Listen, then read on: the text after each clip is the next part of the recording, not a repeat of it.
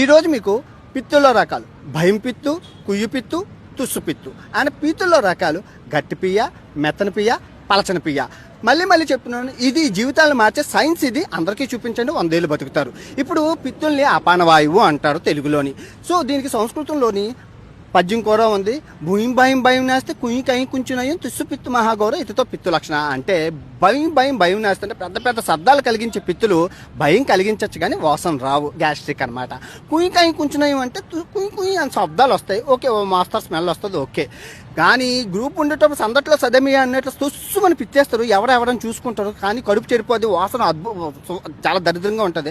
అర్జెంటుగా పప్పుచారు తాగాలి, పప్పుచారు కానీ పసుపుచారు కానీ తాగాలి, కడుపు చెడిపోయినట్లు. ఇంకా మళ్ళీ ఇప్పుడు పీతుల్లో రకాలు 3 రకాలు. గట్టి పియ్య, ఇప్పుడు మెత్తన పియ్య, పలచన పియ్య. నాది పసుపు రంగులో ఉంటుంది, పొద్దున్న తింటే రాత్రికి వచ్చేస్తుంది, 6 గంటల్లో తయారైపోతుంది, ఆరోగ్యం.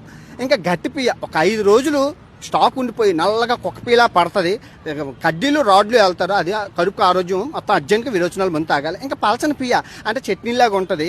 ఇప్పుడు అదేంటంటే ఒంట్లో వేడి చేసిందని. ఇదిగో మనం కడుపుకి తిన్నది ఎంత ఇంపార్టెంట్, వెళ్ళింది అంత ఇంపార్టెంట్. ఫర్ ఎగ్జాంపుల్ నిన్న రాత్రి నిన్న పొద్దున్న నేను ఆ చట్నీ తిన్నాను, కరివేపాకును ఆవాలును నవలకుండా మింగేశాను. పొద్దున్న చూసుకుంటే నాకు కరివేపాకు ఆవాలు కనబడ్డది.